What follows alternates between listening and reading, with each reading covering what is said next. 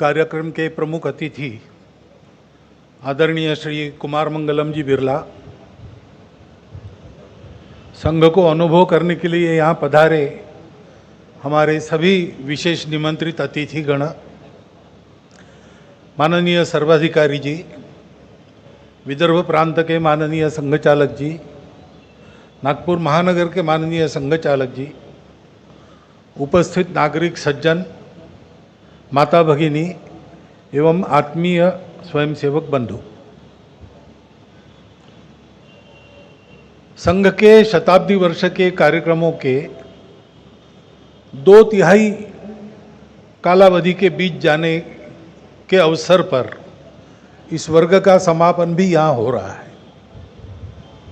अगले विजयादशमी तक वो कार्यक्रम चलेंगे।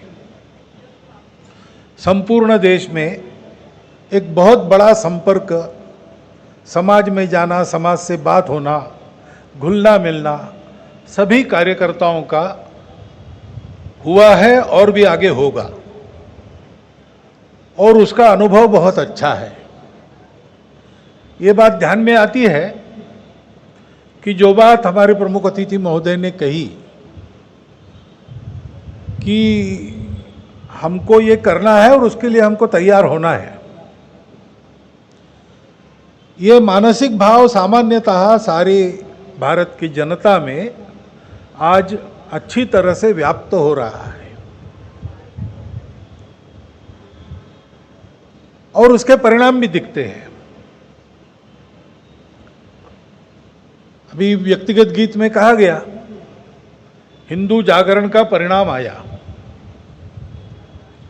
वो परिणाम दिख रहा है। भारत का दायित्व जिसके कंधे पर है, वो हिंदू समाज अपने दायित्व को वहन करने की इच्छा रखकर सजग हो रहा है, जागरूक हो रहा है, और अनेक दिशाओं में उसके परिणाम स्पष्ट हो रहे, हम सबके सामने है।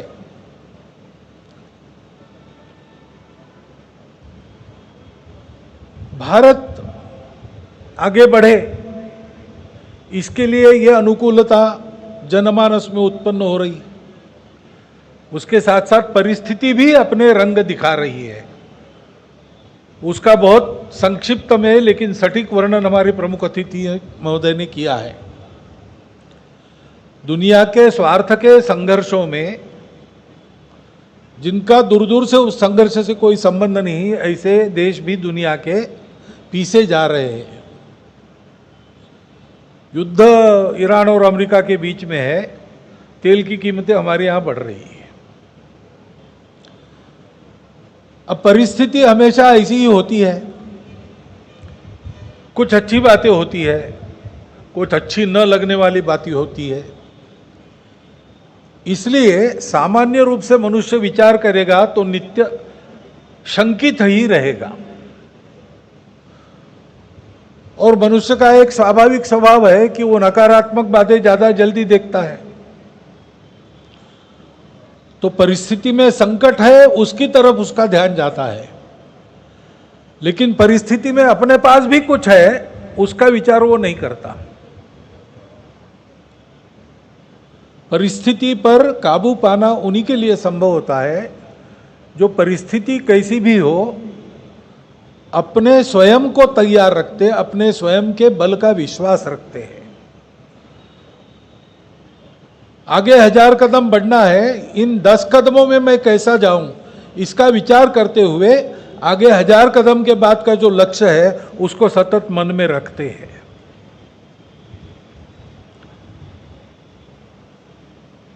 बहुत सारी बातें हैं, भारत का समय तो आ ही गया है। कलहों में फंसे, स्वार्थ में फंसे,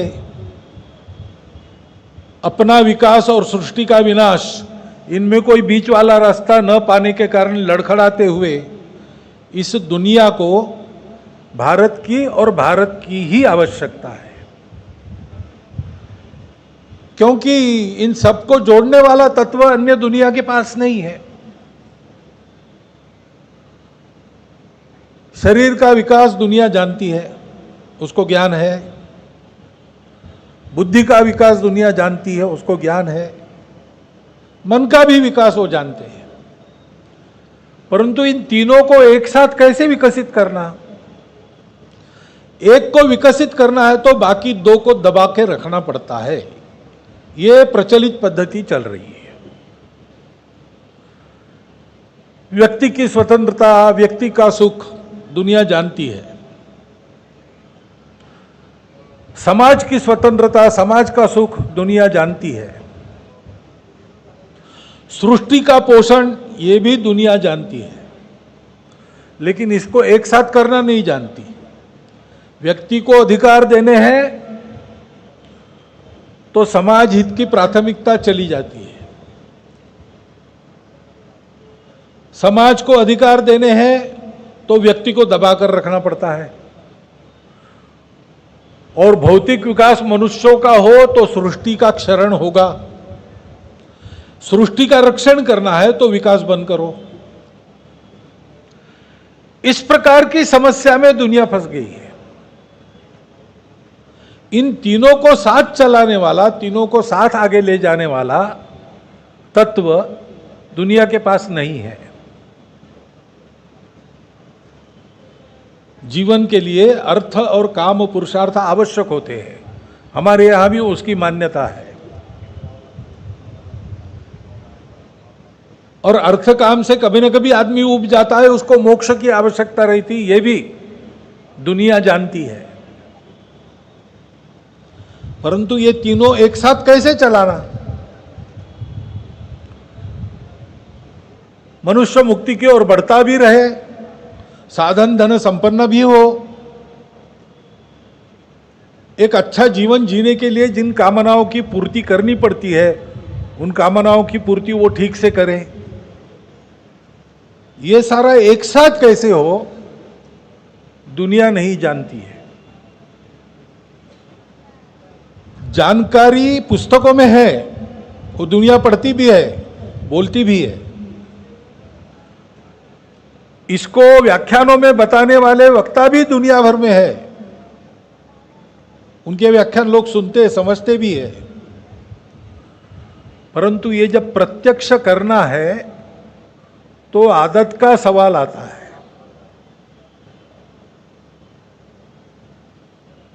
क्योंकि कृति तो शरीर मन बुद्धि के साथ समन्वय करने से होती है। वो समन्वय साध कर और शरीर जो मन की इच्छा है बुद्धि के प्रकाश में पूर्ण करे, ऐसा करना पड़ता है। उसके लिए आदत आवश्यक है। परिणाम तो आदत का ही रहता है। एक भिखारी और एक भिखारन रास्ते पर मिल गए, प्रेम हो गया तुरंत। दोनों ने तय किया विवाह करेंगे। अब विवाह करेंगे तो पूछताछ हुई, तुम्हारे पास क्या है, तुम्हारे पास क्या है, कुछ चाहिए ना। तो भिखारी के पास तो कुछ नहीं था। भिखारी ने कहा मुझे एक फूटी कौड़ी मिली थी, वो मैंने शहर के उत्तर दरवाजे के पास जमीन में गाड़ के रखी है, चलो उसको लाते हैं और विवाह कर लेते हैं। दोनों चले। नगर का राजा आ रहा था, सवारी आ रही थी हाथी पर, आगे सब बताया जा रहा था महाराज साहब आ रहे, रास्ता खाली करो।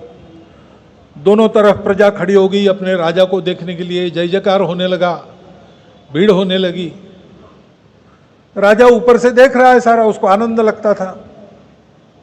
मेरी प्रजा मेरा जय जयकार कर रही, मैं कितना लोकप्रिय हूं। किसी का ध्यान बाकी बातों में नहीं था। राजा जा रहा था रास्ते से, उसका वैभव संपन्न वो स्वरूप देखने के लिए सब लोग लालयित थे, उधर ही देख रहे थे। लेकिन हाथी पर बैठे राजा ने देखा कि ऐसी भीड़ में एक फटेहाल आदमी और एक फटेहाल महिला वो कहीं जा रही है, उनका मेरे तरफ ध्यान नहीं है, भीड़ के तरफ भी ध्यान नहीं है। ठेला ठेली करके रास्ता निकाल के बहुत जल्दी में जा रही है। भाई सारी दुनिया मुझे देख रही है, इनको मुझे देखने की फुर्सत क्यों नहीं है? उसने प्रधान जी को कहा जरा देखो, पूछो उनको, ऐसा कौन सा काम आ पड़ा जो इधर बिना देखे चले जा रहे हैं। प्रधान जी ने सेनापति को कहा, सेनापति ने हवालदार को कहा, हवालदार गया, उनको रोका, कहाँ जा रहे हो? तो बोले हवालदार जी रास्ता छोड़ दीजिए, विवाह करना है जल्दी, वो फूटी कौड़ी लाने जा रहे हैं। बोले रुको महाराज ने, मत रोको हमारा रास्ता, जाने दो हमको। हवालदार ने दोनों को पकड़ के राजा के सामने लाया और कहा कि ये विवाह कर रहे हैं और इसके पास एक फूटी कौड़ी है, वो लाने के लिए जा रहे हैं, इसलिए आपके तरफ ध्यान नहीं। मैंने रोका तो कहता है कि जाने दो, रोको मत। तो राजा ने कहा अरे भाई फूटी कौड़ी ऐसी कौन सी बड़ी बात है, और थोड़ा रुक लोगे तो विवाह रुकने वाला थोड़ी है, बाद में होगा, रुक जाओ थोड़ा। उसने कहा नहीं महाराज। बोले तुम कौड़ी की, मैं तुमको 1 रुपया देता हूँ। नहीं नहीं महाराज जाने दीजिए। जिद पर आ गया। अब जिद पर आदमी आता है तो राजा भी उसके सामने कुछ नहीं। राजा ने कहा अरे भाई सोने का रुपया देता हूँ। तो नहीं चाहिए। अच्छा चल 10 रुपया देता हूँ सोने का। राजा बढ़ाते गया, ये नाना करते रहा। आखिर राजा ने कहा तेरे को आधा राज देता हूं। तो भी वो नहीं माने। लेकिन महिलाएं व्यवहार चतुर होती है। उसकी मंगेतर ने उसका फटा हुआ कुर्ता खींचा, कहा कि मान लो अभी राजा है, बिगड़ गया तो मार ही देगा, अभी आधा राज्य दे रहा है तो मान लो। तो उसने कहा ठीक है महाराज, मान्य है। तुरंत राजा ने लोगों को बुला के वहीं पर अपना आधा राज्य देके उसका राज्याभिषेक पानी छोड़ के करवा दिया। और फिर कहा कि चलो अब भोजन के लिए हमारे यहाँ। तो बोले भोजन के लिए? हाँ, आप राजा बन गए हो, हमारे बराबरी के हो, अब चलो पहले भोजन करो। तो ठीक है महाराज आप आगे हो जाइए, मैं आता हूँ 5 मिनट के बाद। क्या है? तो कौड़ी लेके आता हूँ। अब आदत है उसकी, एक एक कौड़ी, बेचारे के पास धन नहीं, 1 फूटी कौड़ी मिली है, उसका बड़ा जतन करना, उसका ही चिंतन करना। परिस्थिति बदल गई लेकिन स्वभाव तो नहीं बदला। हम सुनते हैं एक समय भारत विश्वगुरु था, और केवल आध्यात्मिक गुरु नहीं था। ईस्वी सन 1 से ईस्वी सन 1600 तक भारत आर्थिक दृष्टि से दुनिया का प्रथम देश था। ज्ञान विज्ञान में भी हम लोग सबसे ऊंचे थे। दुनिया का आज का भौतिक ज्ञान उसके मूल में जाए तो खोजते खोजते हम पहुंचेंगे फिर से भारत के पास। भारतीय ज्ञान संपदा की चर्चा हो रही, उसका अध्ययन करते तो ध्यान में आता है। तो यहां से संस्कृति, सभ्यता, अध्यात्म के साथ साथ अर्थ विद्या, भौतिक विद्या, सारा ज्ञान, आयुर्वेद, गणित, ये सारा यहीं से गया है। ऐसे हम लोग थे। तो हम पर यह बारी क्यों आई कि 1000 वर्ष हमने गुलामगिरी झेली। जिन्होंने हमको गुलाम बनाया वो कोई हमसे श्रेष्ठ तो थे नहीं, संख्या तो उनकी ज्यादा नहीं थी, बड़े दूर से आकर उन्होंने हमको जीता। किसी मामले में हमसे बढ़तर नहीं थे, हमसे बदतर ही थे।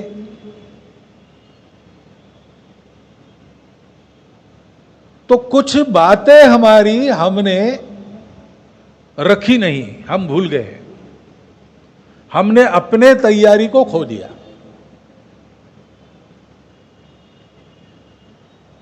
उस तैयारी को हमको करना पड़ेगा। और अभी जो गीत व्यक्तिगत गाया गया उसका आशय वही है कि उस तैयारी को करने का प्रयास चला। संघ के तो 100 साल हो ही गए हैं, लेकिन बहुत लोगों ने किया है, अभी भी कर रहे हैं।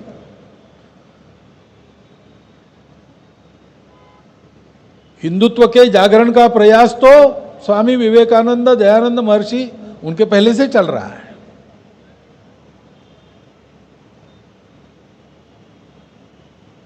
एक कार्य पद्धति संघ ने ऐसी विकसित की जिससे सारा हिंदू समाज अपनी भाषाओं की, पंथ संप्रदायों की, जात पात की सारी विविधताओं को कायम रखकर एक सूत्र में बंध जाए, एक दूसरे का हो जाए। और उसके जीवन में यह भाव आए कि यह देश मेरा है, यह समाज मेरा है, यह धर्म संस्कृति मेरी है। मैं जो कुछ विशेषता अपने में लेकर चलता हूं उसका लगभग पूरा श्रेय तो इनको है।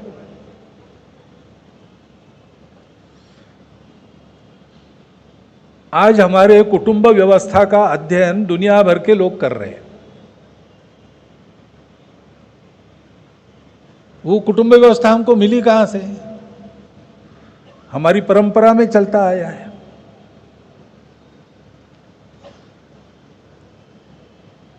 मातृवत परदारेषु परद्रव्येषु लोष्ठवत आत्मवत सर्वभूतेषु, ऐसा जो जीवन शैली का प्रकार आज भी हिंदू समाज में मिलता है अच्छी तरह बहुतायत में।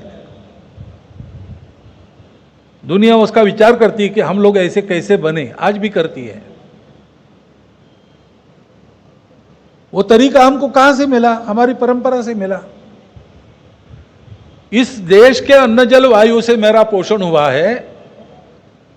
इस देश की समृद्धि और सुरक्षा ने हमारे पूर्वजों को जो संस्कार दिए, उन संस्कारों से मेरा संस्कार बना है।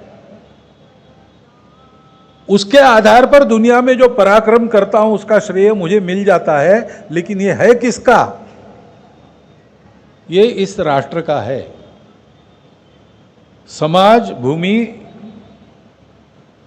उसकी सृष्टि सहित भूमि, जंगल, जानवर, जल सहित, और उस पर रहने वाले ये समाज, जनपद,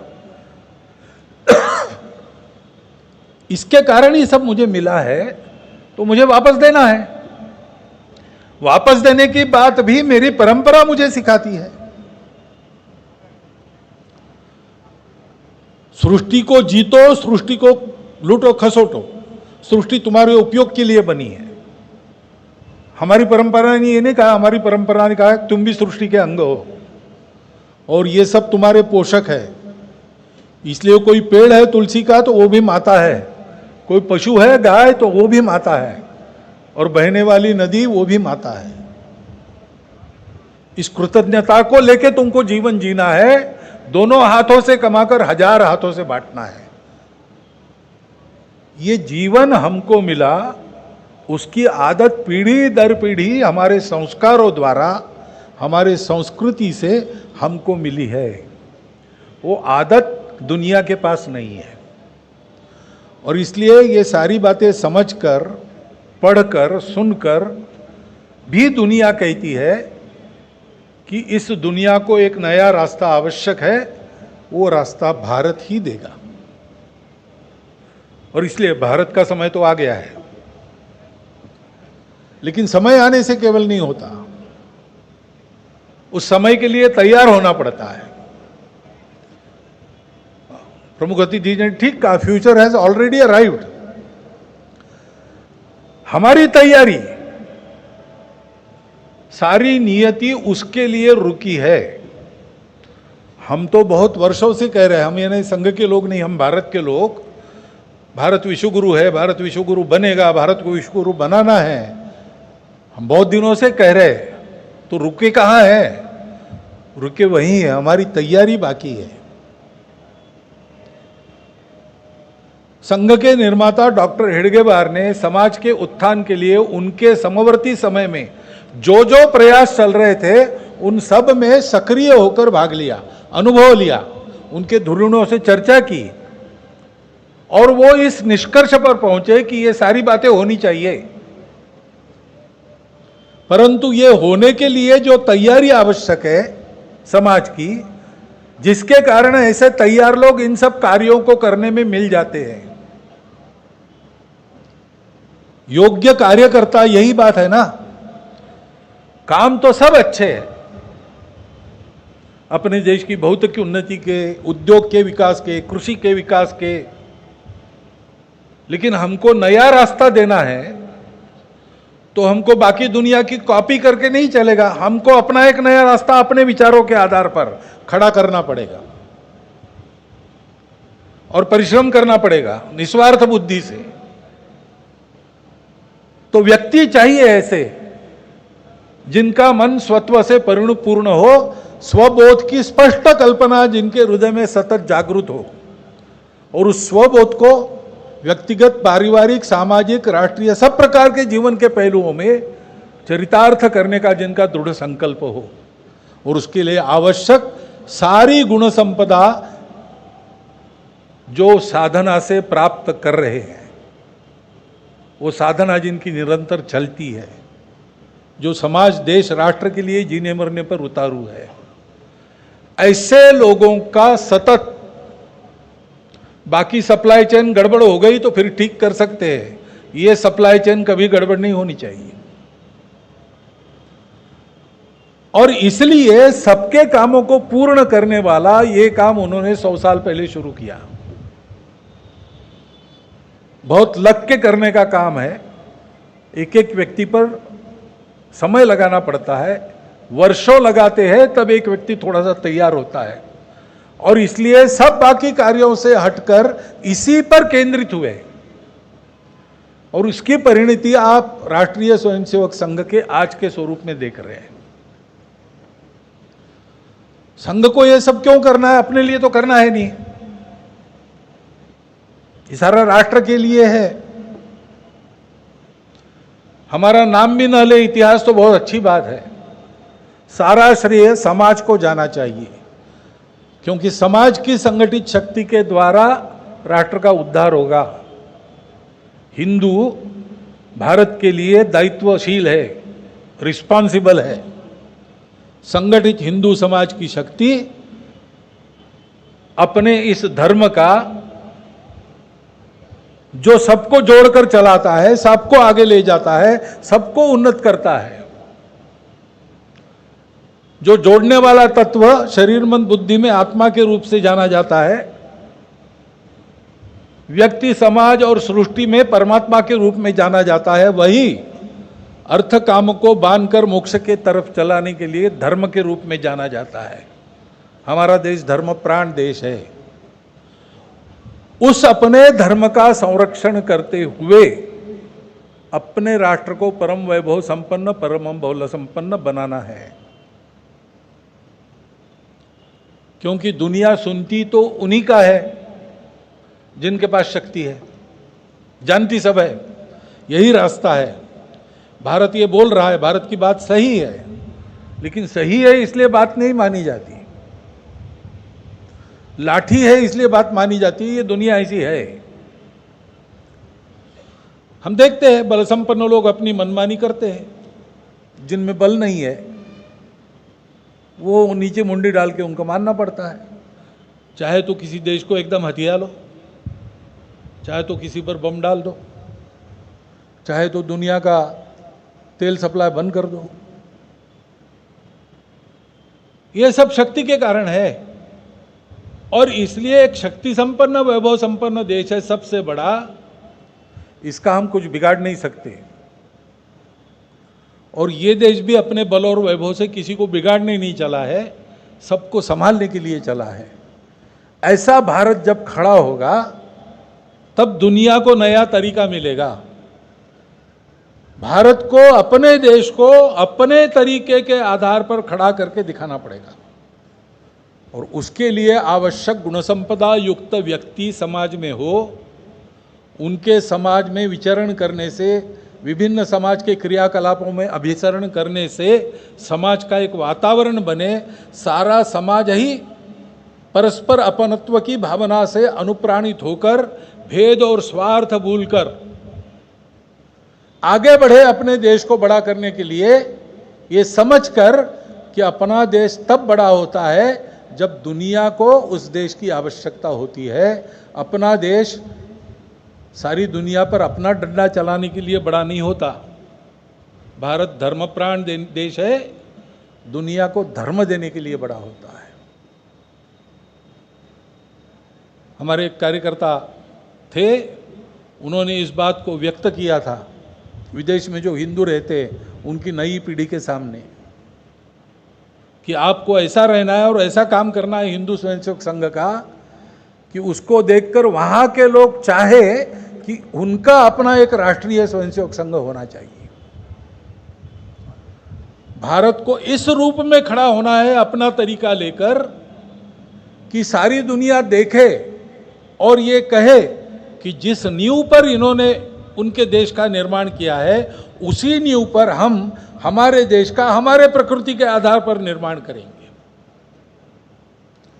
और ऐसे सब निर्मित राष्ट्र, क्योंकि जिस नींव पर निर्माण हो रहा है वो नींव विश्व बंधुत्व की है, वसुधैव कुटुंब की है, सब में एक देखने की दृष्टि वाली है, उसके आधार पर जब दुनिया के देश भी बनेंगे तो सारे जगत के राष्ट्र अपना निर्वाह ठीक से करते हुए पूरे विश्व के निर्वाह में अपना समुचित योगदान परस्पर मित्रता के भाव से साथ रहकर करते रहेंगे।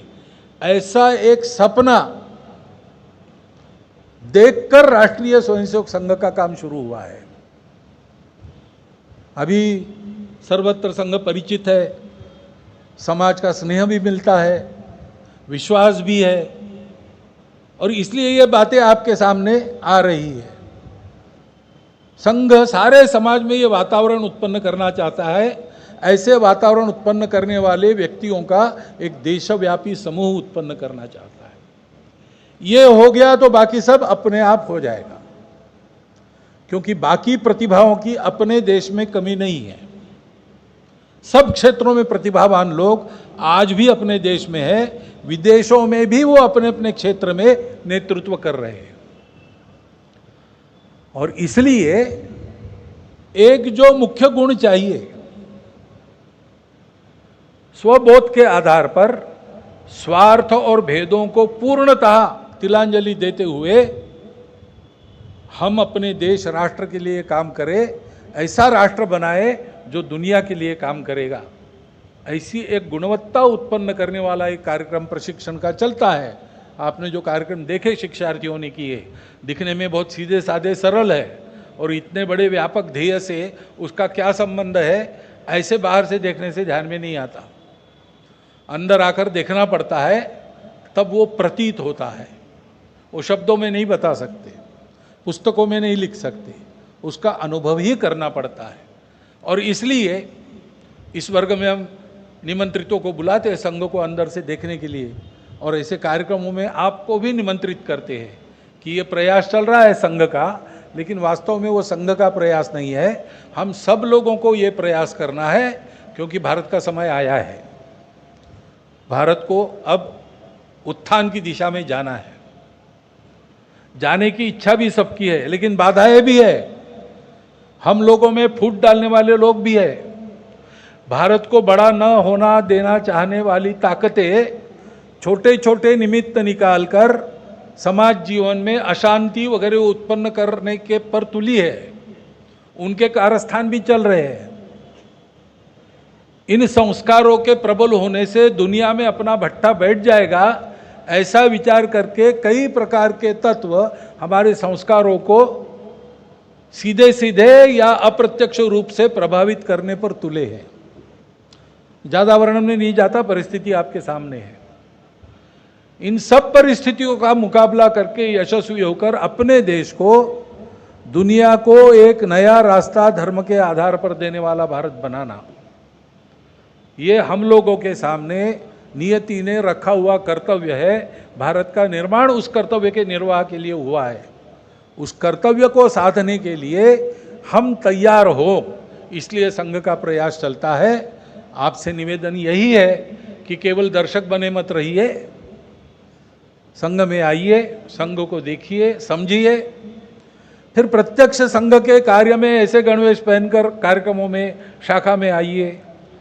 अथवा कठिन लगता हो तो संघ के स्वयंसेवक इतने सारे काम कर रहे हैं, विविध संगठन है, गतिविधियां हैं, सेवा के कार्य चलते, उन सब में आप हितैषी के नाते सहयोगी हो सकते हैं, वहां कार्यकर्ता बन सकते हैं, अथवा समय समय पर इन सब बातों में मदद कर सकते हैं, अथवा आप अपने मन से इस भाव को मन में लेकर प्रामाणिकता से, निस्वार्थ बुद्धि से देश के लिए कुछ अच्छा काम करते हैं तो संपर्क हम रखेंगे। हम मानते हैं कि आप संघ में पैर भी नहीं यहाँ पर रखना, तो भी ये अगर आप कर रहे हैं तो आप संघ के स्वयंसेवक ही है। परंतु अब समय आ गया है कि पूरे समाज को इस प्रकार एक स्पष्ट कल्पना स्व के बारे में मन में रखते हुए अपने राष्ट्र के हित के लिए अपने जगत के हित के लिए सक्रिय होना पड़ेगा। ऐसा हुआ तो आने वाले 2-3 दशकों में उस भारत को हम देखेंगे जिसके बारे में स्वामी विवेकानंद ने कहा था कि मैं भविष्य नहीं जानता, न ही मेरा भविष्य पर विश्वास है, परंतु एक दृश्य मैं अपने मनश्चक्षुओं के सामने स्पष्ट देख रहा हूं। अपनी यह पवित्र भारत माता अपने पूर्व के वैभव से भी अधिक वैभव से संपन्न होकर जगत के गुरुपद के सिंहासन पर बैठकर अपने दोनों करों से सारी दुनिया को अभय और शांति प्रदान कर रही है। वो दिन हम अपने कर्तृत्व से इन्हीं आंखों से इसी देह में रखे, ये शुभकामना मैं आपको देता हूं और मेरा वक्तव्य समाप्त करता हूं।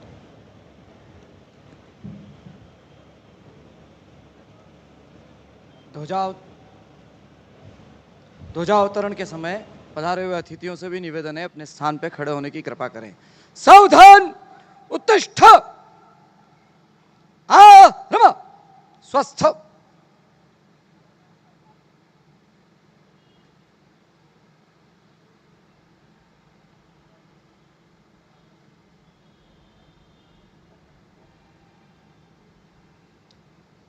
संघ दक्ष, ध्वजा प्रणाम, 1 2 3।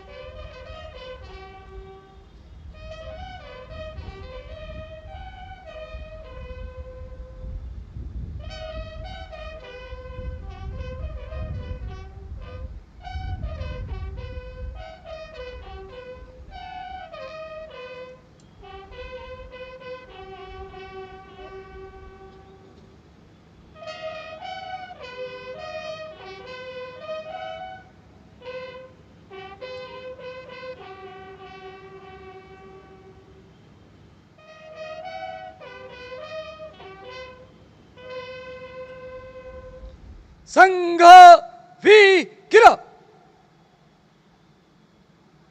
वाम वृत, आरम, स्वस्थ।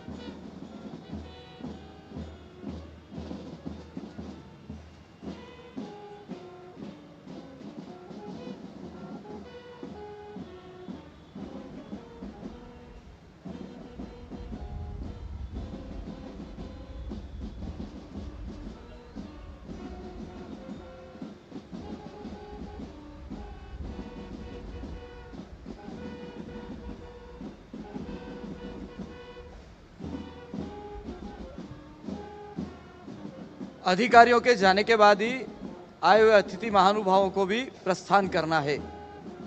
अपने स्थान पे खड़े रहने की कृपा करें।